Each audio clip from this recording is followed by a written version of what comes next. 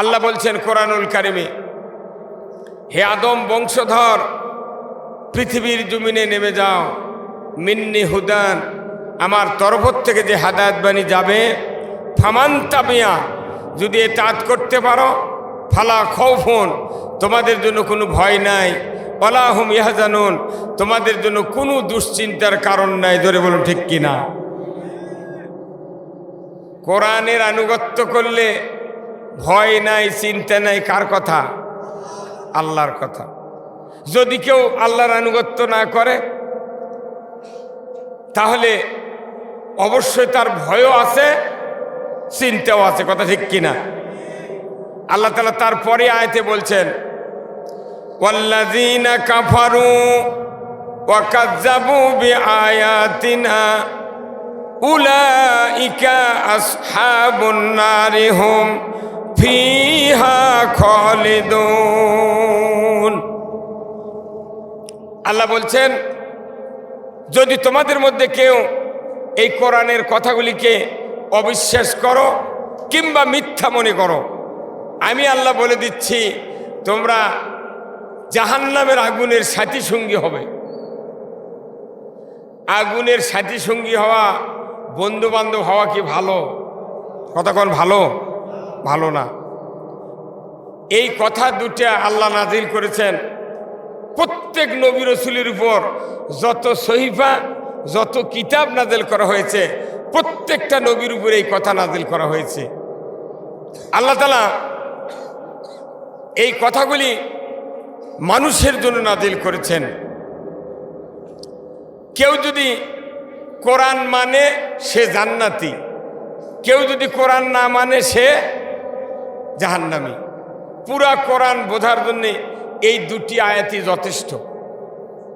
আমরা যারা মাহফিলে বসেছি, আমরা কোরআন শুনে, কোরআন বুঝে ঈমান এনেছি, যার কারণে আল্লাহ তাআলা এই জান্নাতের বাগানে আমাদেরকে বসার তৌফিক দিয়েছেন। কোন সুবহানাল্লাহ। এটা কিসের বাগান? জান্নাতের বাগান। আল্লাহ রাসূল একদিন সাহাবাদেরকে বললেন যে, হে আমার সাহাবীরা, ইজা মারারতুম বিল রিয়াজুল জান্নাহ ফারতাউ ক্বালু মা রিয়াজুল জান্নাহ ক্বালা হালাকুজ যিকির। যখন তোমরা দুনিয়াতে জান্নাতের বাগানে পরিভ্রমণ করবে, তখন তোমরা সেখান থেকে কিছু ফল সংগ্রহ করিও। সাহাবারা বললেন, হুজুর, সেই কিয়ামতের পর বেহেশত, এই দুনিয়াতে আবার কোথায় জান্নাতের বাগান? আল্লাহর নবী বললেন, যেখানে হালকায় জিকির, যেখানে আল্লাহর কথা, রসুলের কথা আলোচনা করা হয়, সেটাই হলো বেহেশতের বাগান। সুবহানাল্লাহ বলেন। তাহলে আমরা কোথায় বসেছি? জান্নাতের বাগানে। আসুন না, এই জান্নাতের বাগান থেকে আমরা জান্নাতে যাওয়ার পথটা খুঁজি, কাজগুলা দেখে নিই। আমার আল্লাহ কোরআনুল কারীম বলছেন যে কথাটা প্রত্যেকটা ইমানদারের মুখে মুখস্থ আছে, কি নামাজি কে বেনামাজি, কি শিক্ষিত কি অশিক্ষিত, কি পুরুষ কি মহিলা, সবাই একটা আয়াত আমরা প্রতি ওয়াক্তে নামাজের পর, সুন্নতের পর, নফলের পর, তাহাজ্জুদের পর, যে কোনো অবস্থায় কবর জিয়ারত করলে আমরা এই কথাটা প্রত্যেককেই হাত তুলে বলি। সেটা হলো কোরআন শরীফের একটা আয়াত। এটা হলো কোরআন শরীফের হেডলাইন। জোরে কোন আল্লাহু আকবার। পেপারের যেরকম হেডলাইন আছে, কোরআন শরীফের একটা হেডলাইন, একটি মাত্র আয়াত। আল্লাহ কোরআনে বলছেন যে কথাটা আমরা বলি, হাত তুললি, রব্বানা আতিনা ফিদ দুনিয়া হাসানাতাও ওয়া ফিল আখিরাতি হাসানাতাও ওয়া কিনা আযাবান্নার। এই কথাটা আমি যদি আপনাদের সামনে বলি যে এই কথা কে কে জানেন, হাত তোলেন। প্রত্যেকটা মানুষ আমরা হাত তুলতে পারবো। কথা ঠিক কিনা? এটা একবারে ইন জেনারেল মুখস্থ একটা মোনাজাত। হে আল্লাহ, হে রব, তুমি দুনিয়ার ভালাই দাও। আল্লাহু আকবার। কিসের ভালাই? দুনিয়া। এরপরে বলছেন এবং আখেরাতের ভালাই দাও। আর কি? কিয়ামতের দিন জাহান্নাম থেকে আপনি আমাদেরকে মুক্তি দেন। দুনিয়ার ভালাই, আখেরাতের ভালাই আর জাহান্নাম থেকে মুক্তি, এই তিনটা বিষয়ের উপর পুরো কোরআন নাজিল করা হয়েছে। রসুলের জীবন চরিতে যতগুলো হাদিস আছে এই তিনটা বিষয়ের উপর বলা হয়েছে। কথা ঠিক কিনা? আমি যদি দুনিয়ায় ভালাই চাই, তাহলে দুনিয়ায় ভালাই চালে শুধু মোনাজাত করলে কি ভালাই হবে ভাই? কথা বলেন নাকি একটু? শুধু মোনাজাত করলে ভালাই হবে? একটু ফিডব্যাক কথা বলবেন, মানে আপনাদের একটু উত্তর দিতে হবে। শুধু মোনাজাত করলে দুনিয়ায় শান্তি হবে না, শুধু মোনাজাত করলে আখেরাতে মুক্তি হবে না। শুধু আমি যদি আল্লাহর কাছে বলি তুমি কিয়ামতে জাহান্নাম থেকে বাঁচাও, এতটুকু বললি আল্লাহ বাঁচাবেন না, বরঞ্চ বাঁচার মতো কাজ করতে হবে। কথা ঠিক কিনা? আপনারা কৃষক মানুষ আছে এখানে, অনেকেই কৃষক আছেন না? কৃষক জমি আবাদ করতে সার লাগে তো ভাই, সার লাগে না? ইউরিয়া সার আছে, ফসফেট সার আছে, পটাশ আছে সারালার দোকানত। আপনার জমি এখানে লাগাছেন ধান, কিন্তু সার কিনলেন না, বাড়ি টানলেন না, জমি দিলেন না। আপনি তো খালি আল দিয়ে ঘুরে ঘুরে কন আল্লাহ ধানটা কালো করে দাও। খালি জমির আল দিয়ে ঘুরছেন, আল্লাহ ধানটা কালো করে দাও। ধান কালো হবে, কি করা লাগবে? সার দেওয়া লাগবে। তো আমাদের দেশে কোটি কোটি ইমানদার আছে, কিন্তু খালি মোনাজাত করেই শেষ, কাজ আর করি না। কথা ঠিক কিনা? তাহলে দুনিয়ার শান্তি পেতে গেলে কোন প্রসেসে, কোন পদ্ধতিতে দুনিয়ায় শান্তি মিলবে? কোরআনে আছে না? যেরকম আছে না? নাই আছে। তাহলে আসুন আমার ভাইরা, কোরআনুল কারিমে রব্বুল আলামিন একটা আয়াত নাযিল করেছেন, ইয়া আইয়ুহান নাস কুলু লা ইলাহা ইল্লাল্লাহু তুফলিহুন। হে মানুষ সকল, তোমরা যদি মুক্তি পেতে চাও, সফল হতে চাও, দুনিয়ার জীবনে, কবরের জীবনে, হাসরের জীবনে, পুলসিরাতের জীবনে, শেষ বিচারের দিনে যদি সফল হতে চাও, তাহলে পড়ে নাও লা ইলাহা ইল্লাল্লাহু মুহাম্মাদুর রাসূলুল্লাহ সাল্লাল্লাহু আলাইহি ওয়াসাল্লাম। এই কালিমার ভেতরেই সফলতা, কালিমার ভেতরে মুক্তি। কার কথা? আল্লাহর কথা। কালিমায় যদি সফল হয়, তাহলে কালিমা মনে করবেন একটা মেমোরি কার্ড। আলহামদুলিল্লাহ, যদি কালিমা পড়েন, এই কালিমার ভেতরে এত গুরুত্ব আছে। প্রত্যেকের কাছে মোবাইল আছে, বড় হোক মোবাইল আছে না ভাই? মোবাইল ভেতরে একটা মেমোরি কার্ড আছে। তো এই মেমোরি কার্ডের মধ্যে 200 নাম্বার, 300 গান, বক্তৃতা, গজল সেভ করা যায়। কিন্তু এই মেমোরি কার্ড দেখতে শুনতে খুব ছোট, কিন্তু এর পরিধি বিশাল। এই কালেমা হলো এই কোরআন আর হাদিসের মেমোরি কার্ড।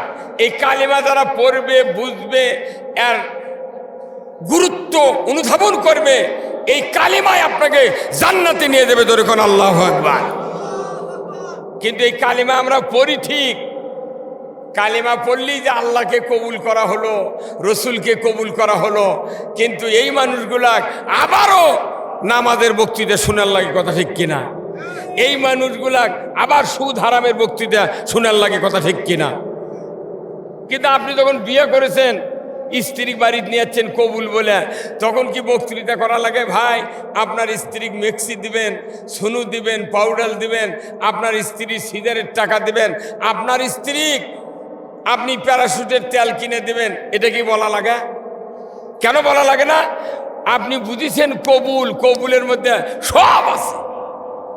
কিন্তু আমার বাংলাদেশে কালেমা পড়ি, কিন্তু কালেমার মধ্যে নামাজ আছে, রোজা আছে, হজ আছে, জাকাত আছে, তাকওয়া আছে, রোজা আছে, কুরবানি আছে, সুদ হারাম আছে, পর্দা ফরজ আছে, চুরি হারাম আছে, সব কালেমার মধ্যে আছে।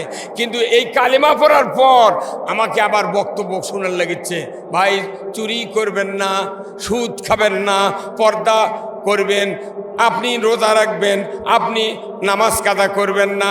জোরে বলুন, এইগুলি বলা কি লাগে না? তাহলে বোঝা যায় কালিমা পড়ার মানুষক যদি আবার বক্তৃতা শোনার লাগে, তাহলে বোঝা যাবি কালিমা আমরা ঠিক মতো বুঝতে পারিনি।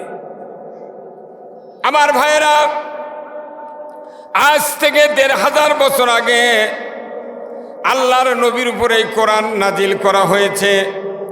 মানুষগুলি যখন আল্লাহর বিরুদ্ধে ছিল, নবীদের বিরুদ্ধে ছিল, আখেরাত বিরুদ্ধে ছিল, এই মানুষগুলিকে আল্লাহ রব্বুল আলামিন সর্বপ্রথম কিয়ামতের দাওয়াত দিয়েছেন।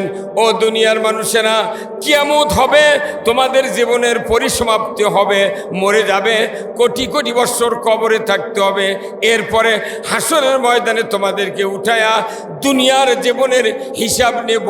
আর এই হিসাব দিতে গিয়া হাসরের ময়দানে 5টা প্রশ্নের উত্তর দিতে হবে। আর দুনিয়ার থেকে বিদায়ের পর কবরের ভেতরে 4টা প্রশ্নের উত্তর দিতে হবে।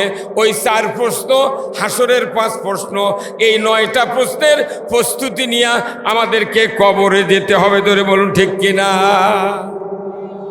কয়টা প্রশ্ন? 9টা। আমরা যারা লেখাপড়া করেছি, সারা বছর লেখাপড়ার পর ডিসেম্বরের 15 তারিখ পর্যন্ত পরীক্ষা শুরু হয়, দেখা যায় 10-12টা প্রশ্ন থাকে। এই প্রশ্নের মধ্যে যদি কারো কমন না পড়ে, ওই খালি কলম কামড়াবি। কি যতই খাতা সামনে থাক, কলমত কালি থাক, লেখার সাহস হবে না। কারণ কি? পড়িনি তো। কতক্ষণ পড়ছি আমরা? পড়িনি। কিন্তু এই 5টা প্রশ্ন ছাড়া আর দ্বিতীয় কোনো কথা কবরেও বলা হবে না, হাসরেও বলা হবে না। এই 5টার মধ্যে 1 নাম্বার হলো মান রব্বুকা, বান্দা তোমার রব কে ছিল? কবরের ভেতর প্রশ্ন করা হবে, বান্দা তোমার রব কে ছিল? বলুন তো আমাদের রব কে? যত সহজে এটি বলেন আল্লাহ। কিসের?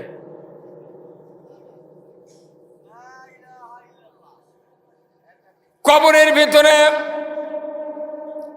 যখন বলা হবে মান রব্বুকা, তোমার রব কে ছিল?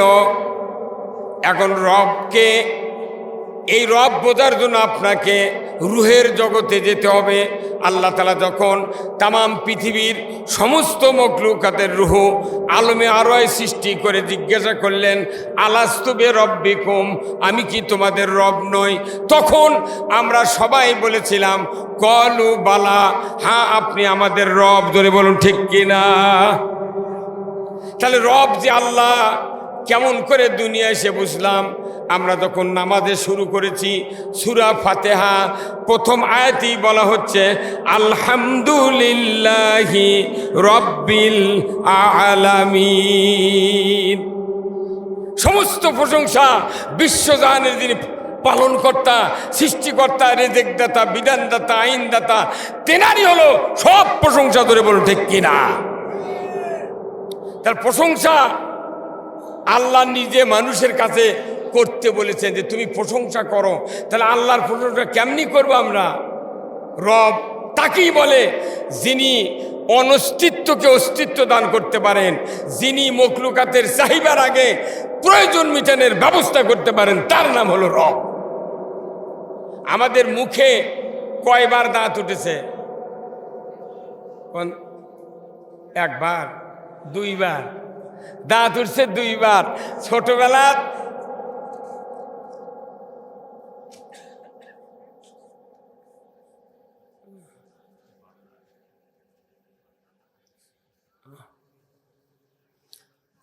আলহামদুলিল্লাহ, আসলে তাফসীর মাহফিল আমরা অবশ্য অনেক কিছু খরচ হয়। আপনাদের কাছে একটু রুমাল যাবে ভাই, যার যা পকেট আছে একটু দিবেন। আল্লাহ তাআলা আপনাদের সকলকে দিনের জন্য কবুল করবেন, জোরে কোন আমিন। খুব তাড়াতাড়ি যারা ভলেন্টিয়ার ভাইরা আছেন রুমালে একটু ঢুকবেন। কিছু কালেকশানের পরই আমরা মহান আল্লাহর কথা শুনব, যে কথার ভেতরে দুনিয়া এবং আখিরাতের কল্যাণ হবে, জোরে কোন আল্লাহুম্মা আমিন। খুব তাড়াতাড়ি, খুব তাড়াতাড়ি। মহিলাদের ভেতরে অনেক সদস্যকে দায়িত্ব দেওয়া হয়েছে। আপনারা যারা যেখানে আছেন খুব তাড়াতাড়ি আপনারা আল্লাহর দ্বীনের জন্যে, কোরআনের জন্য একটু দান করবেন। মসজিদ যেহেতু আল্লাহর ঘর, আল্লাহ যেহেতু মসজিদ আপনারা তৈরি করছেন, আল্লাহ রাসূল বলছেন মাম বানা মসজিদান বান আল্লাহু লাহু বাইতান ফিল জান্নাহ। আল্লাহ রসুল বলছেন যে যারা মসজিদ তৈরি করার জন্য অর্থ দিল, টাকা দিল, পয়সা দিল, আল্লাহ তাদেরকে কিয়ামতের দিন জান্নাতের ভেতর বালাখানা দিয়ে দেবে, জোরে কোন আমিন। খুব তাড়াতাড়ি ভাই আসুন, আল্লাহ তাআলা আমাদের সকলকে দ্বীনের জন্য কবুল করুক, বলুন আমিন। আমি কথাগুলো বলি, আপনারা হাতের কাজ করেন। লিল্লাহে তাকবীর, নারে তাকবীর। আল্লাহ রাব্বুল আলামিন কিয়ামতের ময়দানে নয়, মৃত্যুর পরই কবরে 4টা প্রশ্ন করবে। কোন রাওয়ায়াতে আছে 3টা প্রশ্ন করবে। তারই 1 নম্বর প্রশ্ন হলো মান রব্বুকা, বান্দা তোমার রব কে ছিল পৃথিবীর জমিনে? আমরা সবাই জানি আমাদের রব আল্লাহ। কেন আল্লাহ আমাদের রব হলো? আমাদেরকে অক্সিজেন কে দেয়? আমাদের জীবন যৌবন, আমাদের চলাফেরার জন্য যা দরকার সব তিনিই দেন, যার নাম হলো রব, জোরে কোন আল্লাহু আকবার। এখানে যতগুলো মানুষ আছেন, আল্লাহ এমন একটা জিনিস দেন নাই যার কারণে বাংলাদেশ নয় সারা পৃথিবীর মানুষের সমস্যা হচ্ছে। এটা কি কেউ বলতে পারবেন? আমার দেশে তেলের খনি নাই, কিন্তু যেখানে আছে সেখানে থেকে খনির তেল আমাদের এখানে আসতেছে, কথা ঠিক কিনা? অক্সিজেন এমনভাবে আল্লাহ দিয়ে দিয়েছে, পৃথিবীর সমস্ত রাজ্যে, সমস্ত দেশে দেশে অক্সিজেন আল্লাহর হুকুমে পুরা সাপ্লাই দেওয়া হচ্ছে, ধরে কোন আল্লাহু আকবার। এরপরে আল্লাহ তাআলা মখলুকাতের চাহিদার আগে তার প্রয়োজন মিটানোর ব্যবস্থা করেন। আমাদেরকে আল্লাহ তাআলা কখন দাঁত দিতে হবে, কখন দাঁত ফেলাতে হবে, আবার দাঁত দিতে হবে, এই ব্যবস্থা কে করেন? আল্লাহ। আমাদের এই পুরো বডিতে 270 কোটি টাকার মালামাল আছে, তারই ভিতরে একটা পার্স হলো চোখ। এই 2টা চোখের দাম 3 লক্ষ টাকা, 2টা কিডনি 3 লাখ। এরপরে একটা জিহব্বা আছে, প্যাথোলজি মেশিন, এর দাম 10 কোটি টাকা, জোরে করে আল্লাহু আকবার। কত কোটি? 10 কোটি। এটা এমন একটা মেশিন, ডাক্তার ছাড়া, কোনো মেশিন ছাড়া একবারে রিপোর্ট দিয়ে দেয়। আপনি এত টাইমে 100 প্রকারের খাদ্য দিবেন জিহব্বাতে, সেকেন্ডে 100 প্রকারের খাদ্যর পরিচয় জিহব্বা দিয়ে দেবে, কথা ঠিক কিনা? এত বড় সম্পদ দিয়ে আমাদেরকে সৃষ্টি করেছেন, তারপরও আল্লাহ আরেকটা নিয়ামত দিয়েছেন, সেটা হলো আমাদের যৌবন। আমাদের কি? যৌবন। বহু সমাজের লোক আছে, অনেক মানুষের যৌবন নাই, তারা বুকত গামছা দেয়, হোটেলত বিরিয়ানি ভাগ করেছে, কথা কন। তাহলে এই যে ব্যাপারটা, এই জন্য আল্লাহ বলছেন আলহামদুলিল্লাহি রব্বিল আলামিন। কেন তোমরা প্রশংসা করবে না আমার? কারণ আমি তো তোমাদেরকে সব দিয়েছি, অতএব প্রশংসা করো আল্লাহর। এই জন্য সবাই চিৎকার দিয়ে বলেন আলহামদুলিল্লাহ। আমার ভাইয়েরা, দ্বিতীয় প্রশ্ন করা হবে আমা দিনুকা, তোমার জীবন ব্যবস্থা কি? দুনিয়ার জমিনে তুমি কোন জীবন ব্যবস্থা মেনেছ? মানুষের না, আমি আল্লাহ আমার। বলুন তো জীবন ব্যবস্থার নাম কি? আল্লাহর দেওয়া ইসলাম। আল্লাহর দেওয়া জীবন ব্যবস্থার নাম হলো ইসলাম। আমার আল্লাহ কোরআনুল কারীম বলছেন ইন্নাদ-দীনা ইনদাল্লাহিল ইসলাম। নিশ্চয় আমি আল্লাহ, আমার কাছে ইসলাম নামক জীবন ব্যবস্থা প্রিয়। বান্দা, তোমাদের কাছে যখন এটা প্রিয় হবে তখন তোমরা মুসলমান হয়ে যাবে, জোরে কন্যা আল্লাহু আকবার। আমাদের বাংলাদেশে ইসলাম নামক জীবন ব্যবস্থা 100% ইমানদারের কাছে এখনো প্রিয় হয় নাই, এখনো প্রিয় হয় নাই। যদি প্রিয় হতো আজ থেকে 60 বছর আগে এ দেশের মাটিতে ইসলাম বিজয় হতো, কথা ঠিক কিনা? এখন ইসলামটা আমাদের বুঝতে সমস্যা হচ্ছে। ইসলাম অর্থ হলো জীবন ব্যবস্থা। কোন আইনে বিচার চলবে, কোন আইনে নামাজ চলবে, কোন আইনে মসজিদ চলবে, কোন আইনে ব্যাংক চলবে, কোন আইনে কোর্ট কাছারি চলবে, এইগুলির নাম হলো কি? ইসলাম। এর জীবন ব্যবস্থা। কিন্তু এই জীবন ব্যবস্থা বাংলাদেশে নাই, যার কারণে বক্তৃতা করতে করতে বক্তা মরে যাচ্ছে, শ্রোতা মরে যাচ্ছে, বাংলাদেশের কোনো উন্নতি নাই। আমার ভাইয়েরা, আল্লাহ রাব্বুল আলামিন ওই জন্যই কোরআন কারিমে বলেছেন,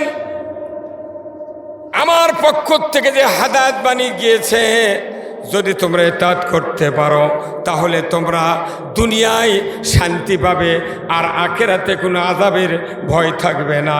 তাহলে বলুন, আল্লাহর যে পাঠানো কোরআন, এই কোরআন আমাদের ঘরে আছে, আছে না নাই?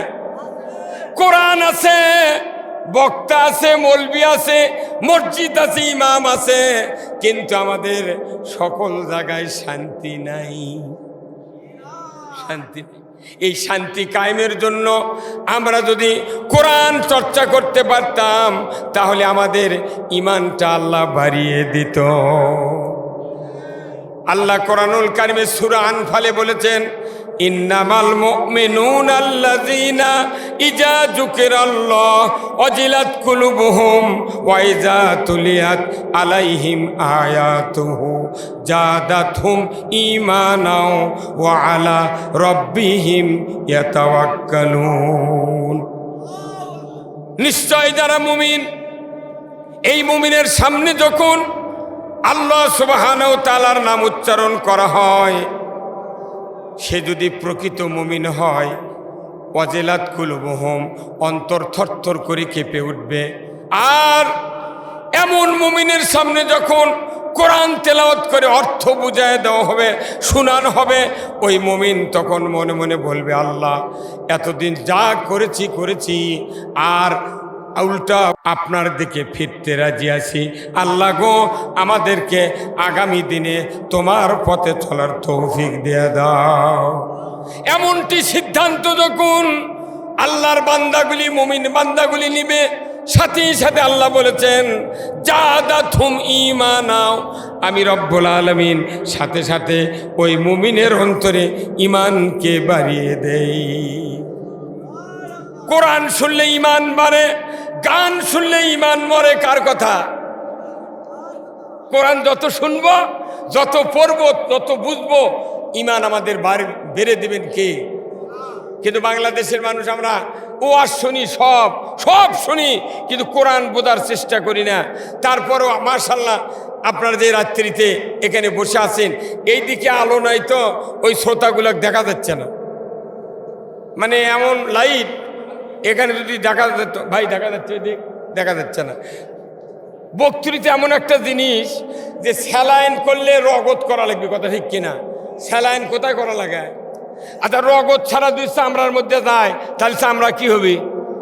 ফুলে উঠবি। তে বক্তৃতার মাঠ এমন একটা মাঠ, শ্রোতার চোখ আর বক্তার চোখ একাকার হওয়া লাগবে, তাহলে এই বক্তৃতাগুলো বোঝান যাবে ভালো। এখন শ্রোতা আছে আন্ধারের মধ্যে, আমি দেখতে পাচ্ছি না, খালি শ্রোতা আমাকে দেখিচ্ছে, লাভ হবে না। এই জন্য বাংলাদেশে সব জায়গাতে ঝলমলে আলো, কিন্তু সবার গেলে পেট পেটে, কথা কন নাকি? সবার আলোগুলা এত দুর্বল, ধর্মীয় কাজ এখন আমাদের তেমন হচ্ছে না। এই জন্য আসুন আমি আপনাদেরকে কিছু কথা বলবো। সেই কথার ভেতরে আমি প্রথমে বলেছি, আমি যদি দুনিয়ার শান্তি পেতে চাই তাহলে আমাকে ঈমান আনতে হবে, আল্লাহর পক্ষ নিতে হবে, ধরে বলুন ঠিক কিনা?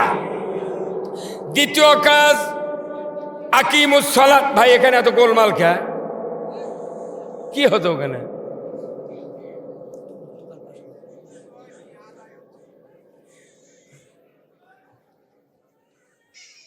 আমার আল্লাহ বলছেন, ও পৃথিবীর মানুষ, আকিমুস সালাত ওয়া আতুজ যাকাত ওয়ারকাউ মার রাকিন, জোরে কোন আল্লাহু আকবার।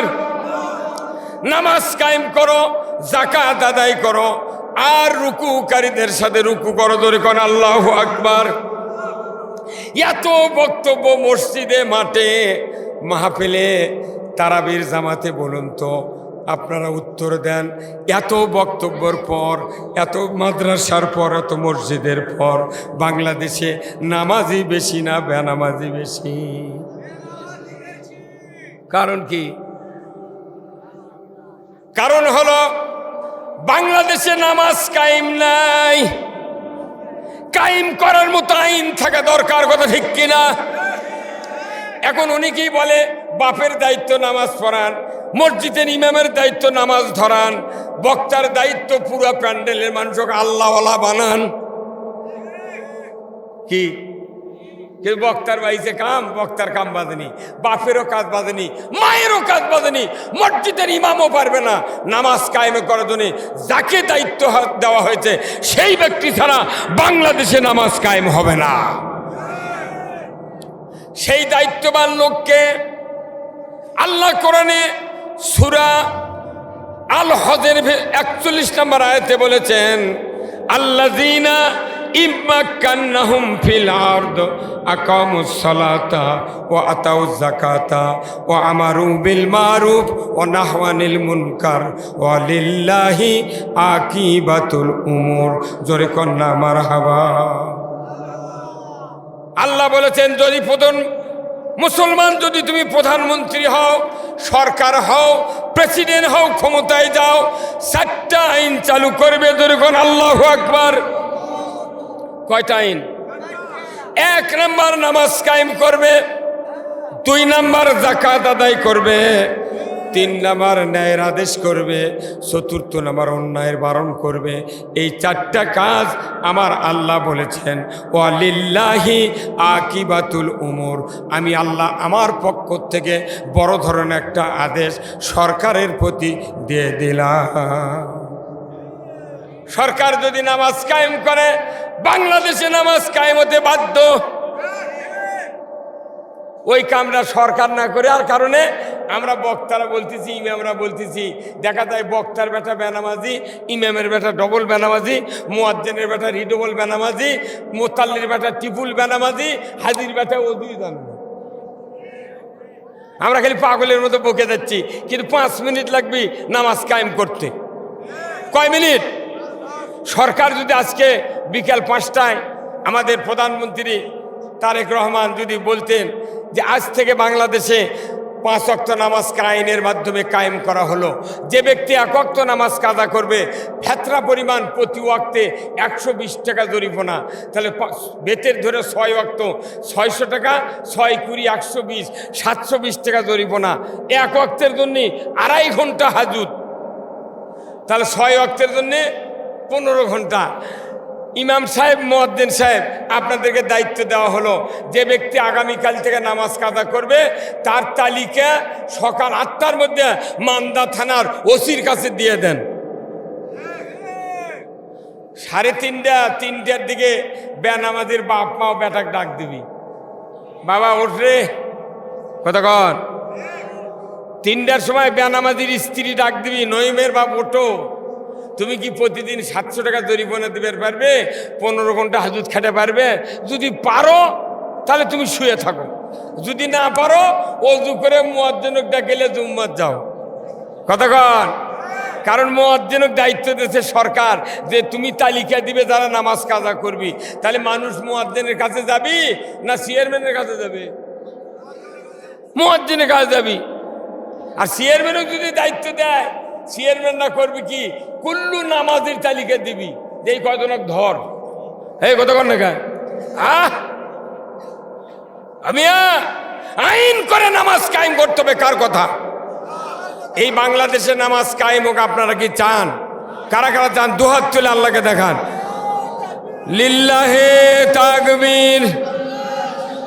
আল কোরআনের আলো, দুনিয়ার মুসলিম, বাংলার মুসলিম, নওগাঁর মুসলিম, মান্দার মুসলিম, চকভুলাকির মুসলিম।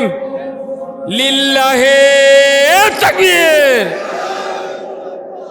নামাজ কায়েম করলে উপকারটা কি হবে? যত মানুষের বেটা নামাজি বেনামাজি আছে, এই বাপগুলা, এই বাপের অযোগ্যতা, এই বাপের আসল হাইসিয়ত থাকবে না। কারণ বাপ যদি নামাজি হয়, বেটারা যদি বেনামাজি হয়, এই বাপও কিয়ামতের দিন শাস্তিযোগ্য হবে। কথা ঠিক কিনা? যে তুমি কেন পিতা হয়ে সন্তানদেরকে নামাজের ট্রেনিং দেওয়া নেই? আপনার এদি ভাই গরুর হাল বন না? আপনারা আগে আসুন না, আগে গরুর হালে ছিল। আপনার বাড়ি যদি 3টা গরু থাকতো, 2 গরু হাল বয়, আর একটা গরু বড় হয়ে গেছে। আপনার বাবা বলল, বেটারে এই গরুটা না জংলাও, তো একদা তো হাল বওয়া যায় না, তুমি ওর সাথে নিয়ে জংলাও। তখন আপনারা 2 ভাই যা 2 দিনে হাল বয়, এই 2 গরু জুড়িয়া যেটা জংলাবের কাছে বাপ, ওটা বাম দিকের ঘুঁটির সাথে বান্ধা দুপুর বেল ঘুরান। কি কথা ঠিক কিনা? সারাদিন ঘুরাচ্ছেন, পরের দিন ঘুরালেন, ঠিক 3 দিন পর ওই গরুকে আবার এক গরু ছেড়ে দেয়া বাঁ দিক জুড়ে দিচ্ছেন। ওই চিন্তা করছি এতদিন হাঁটিছি, আজও হাঁটা। কথা কন। তাহলে একটা গরু জঙ্গলাতে যদি সাথে সাথে নিয়ে ঘুরান, তাহলে আপনার বেটা তখন 7 বছর বয়স। ইমাম আবু হানিফা রহমতুল্লাহ আলাইহি বলছেন, যখন তোমার 7 বছর বয়সের সন্তান থাকবে, তখন তুমি হাত ধরে তাকে মসজিদে নিয়ে যাবে, মসজিদ থেকে বাড়িতে আনবে। তোমাকে গরুর মতো এই মানুষকে জুংলা জুংলা নামাজি বানাতে হবে। আমরা কি করি? 7 বছর কয়টা কালা চলবা, কেমনি যাবি? আর 10 বছরের লাস্ট ডেট, 10 বছর থেকে নামাজ 5 ওয়াক্ত আদায় করতে হবে। এটা আল্লাহর বিধান।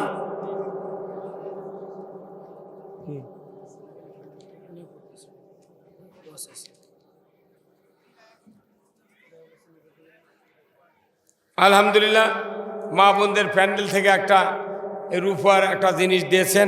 আল্লাহ মা বোনদের এই দানকে কবুল করুন, বলুন আমিন। সোনার দাম যেহেতু বাইরে গেছে, মানুষ আর সোনা দিবি, তাই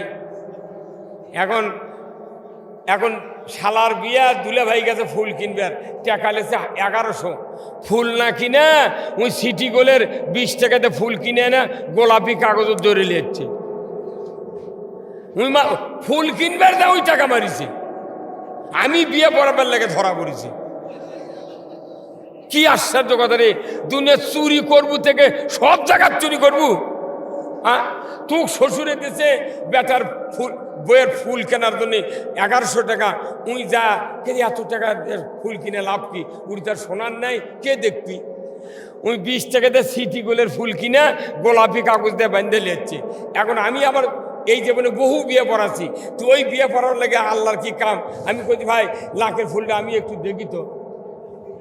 বহুদিন হলে খালি না দেখেই নিয়ে চলে যায়। সে দেখার পর আমি তখন লাখের ফুলটা লিখেছি, সিটি গোল না লি তো বোঝা যায়, একবারে কিছু বোঝা যাচ্ছে, ঠাট্টার করছে। তাই আমি বললাম যে ভাই ইটি তো সোনার নাই, ওই কোষ্ঠী পাথরও নাই, তেনা ভাঙ্গা মাছ ধোয়া 4 আনা খোলা নিয়ে আসেন। তো সে 4 খোলা নিয়ে আসছে, আমি খালি টান দিছি, আর ভেতর থেকে সাদা বাড়াচ্ছে। ওই নিকেল উঠে গেছে সাদা। তে আমি কোনো এই ফুল কিনলো কে? তোর শ্বশুরে করছে, আমি কি ওই জামায় 1 টাকা দিয়েছিলাম। বা কোন জামায়? কোথায়? কোলদারা। কোলদারার দিকটাকে দেখি কপাল ঘামিয়ে খালি শুয়ে পড়ছে, মানে ওর মাথা ঘুরে গেছে। হাই সর্বনাশ, এটি এসে গ্রেপ্তার হলো কেরে? কেরে দুলা ভাই, তুই একটা লুঙ্গি পালুহনি রে পাগল শ্বশুরের থেকে। তুই লুঙ্গি পালুহনি, ওটাই তোর যথেষ্ট। তুই আবার ফুল কিনবার টাকা মারলু কে? হ্যাঁ কতক্ষণ? বাংলাদেশের মানুষ এত বুদ্ধিমান, এই জন্য আমি তারপর থেকে করছি যে বিয়ের সময় উকিল লাগবি, কাবিলের কাজী লাগবি, সাথে সাথে একটা সোনারের দাওয়াত দিও, কোষ্ঠী পাথর নিয়ে আসবি। এই মালা মুলা যে তুই দিচ্ছ 1.5 লাখ টাকার, ওটা টান দেওয়া দেখা লাগবে। কথা কোন টাকা? মুসলিম আমি, সৈনিক আমি, আমি চির রণবীর, আল্লাহকে ছাড়া কাউকে মানি না, নারাই তাকবীর। বীর মুসলমান ধরো আল কোরআন, ফিরায়া আনো সেই হারানো সম্মান। বের মুসলমান নারাই তাকবীর আল্লাহু আকবার, তোলো ধ্বনি ধরায় রাখবার। বের মুসলমান ধরো আল কোরআন, ফিরায়া আনো সেই হারানো সম্মান। বের মুসলমান। আমরা বীরের জাত, কিন্তু কোরআন বিজয় নাই বিধায় শিখে ইন্দুর বিড়াল আমাকে মাথার লাগতেছি। দেখেননি এতদিন? সব দেখেছেন, সব জানেন।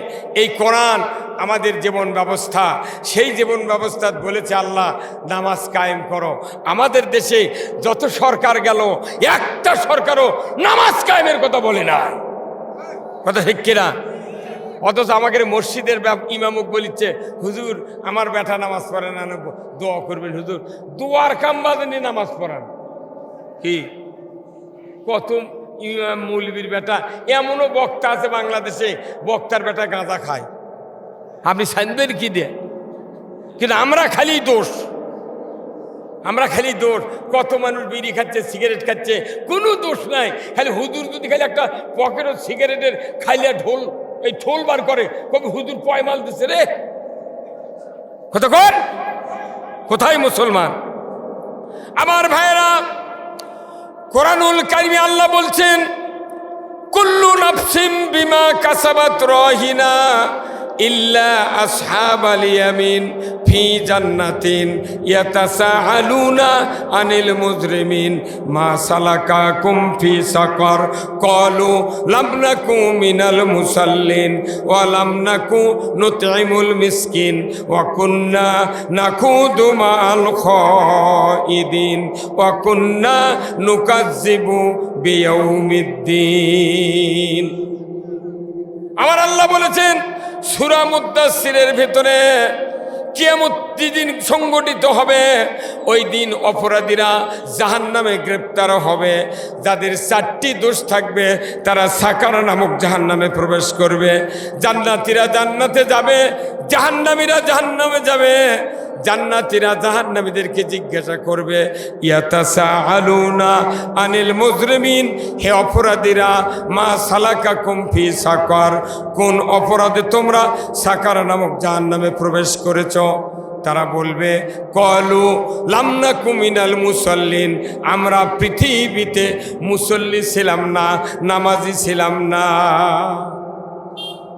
যদি আপনি পিতা হিসাবে সন্তানকে নামাজি হিসাবে পেতেন, আপনি আমি পিতা হিসেবে মারা যাব, ওই নামাজি সন্তান যদি আমার কবরে এবং মার কবরের পাশে গিয়ে যদি 3 বার সূরা ইখলাস তেলাওয়াতের পর যদি হাত তুলে রব্বির হামহুমা কামা রব্বায়ানি সগীরা তেলাওয়াত করে আল্লাহর কাছে দোয়া করে, নবীজি বলেছেন ওই নেক সন্তান, ওই মুত্তাকি সন্তান, ওই নামাজি সন্তান, ওই হাফেজ সন্তান, ওই কারি সাহেব সন্তানের দোয়ার বরকতে কবরের আযাব 40 দিনের জন্য আল্লাহ তাআলা মাফ করে দেয়। কয়দিন? 39 দিন পর আবার যদি দোয়া করে আবার 40 দিন। তাহলে এই যে ছেলেরা সন্তানেরা নামাজি হচ্ছে না, এর জন্য আমাদের লস হচ্ছে না লাভ হচ্ছে? বক্তৃতাদের তো নামাজি হচ্ছে না, তাহলে বিপদ নয় এটা? হ্যাঁ, উনি বাংলাদেশে প্রায় 12-14 কোটি লোক খালি শুক্রবারে নামাজ পড়ে, 5 ওয়াক্ত পড়ে না। কথা ঠিক কিনা? এই যে কয়দিন আগে রোজা গেল, 1 মাস, আপনারা যারা তারাবি পড়েছেন কোন তো সূরা তারাবি, খতম তারাবি, ওই তারাবির ইমাম পুরো মাসে 2টা করে আয়াত প্রতিদিন, 60টা আয়াতকে 30টা আয়াতেরও মানে মুক্তাদিক শুনাইনি, খালি নামাজ পড়ছে আর বাড়াচ্ছে। কতক্ষণ? আজকে আমাদেরকে কষ্ট করে এই মাহফিলে এসে কষ্ট করে শোনা লাগতেছে, হাঁটে আসলেন আবার গেলেন, কত কষ্ট। কিন্তু আল্লাহ কোরআনুল কারীম বলছেন যে যদি কোরআন শোনানো হতো মসজিদগুলিতে, তাহলে মানুষের ঈমান তরুতাজা করে দিতেন কে? কিন্তু মসজিদে কোরআন শোনার হচ্ছে না। কোরআন শোনাবেন লাগলি ইমামেরই দোষ ধরে, হুজুর এলে কি করছেন আপনি? আসছেন নামাজ পড়বেন, চলে যাবেন। কতক্ষণ টাকা নামাজ পড়বেন, চলে যাবেন। যে নামাজ পড়ে তো ইমামের দায়িত্ব নেওয়া। যতগুলি মুসলমান ইমানদার ওই সমাজে আছে, প্রত্যেক প্রত্যেককে দাওয়াত দিয়া কোরআন বুঝে নামাজে দাঁড়িয়ে দেওয়া লাগবে, কথা ঠিক কিনা? কিন্তু দাঁড়িয়ে দেওয়ার আইনই বাংলাদেশে নাই, বরঞ্চ নামাজ পড়ার কথা বলে মুসল্লিরা ইমামুর রাগ করে না?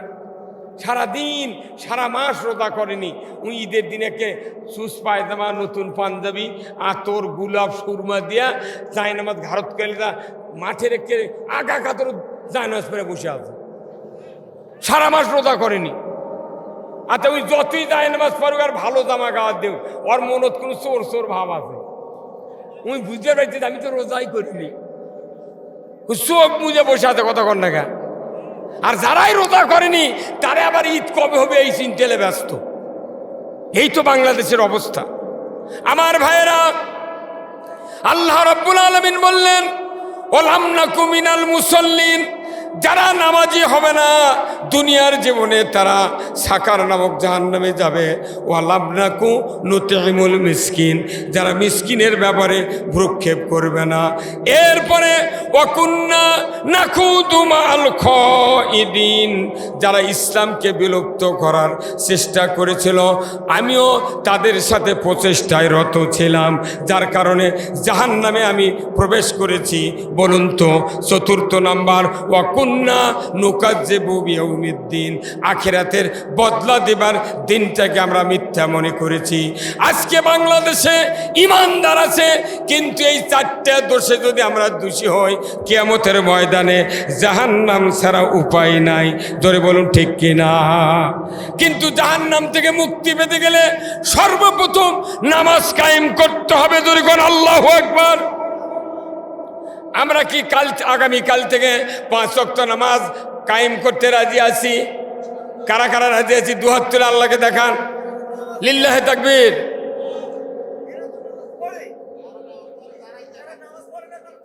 তালুরকে বাড়ি বাড়ি আমার দেওয়া লাগবে।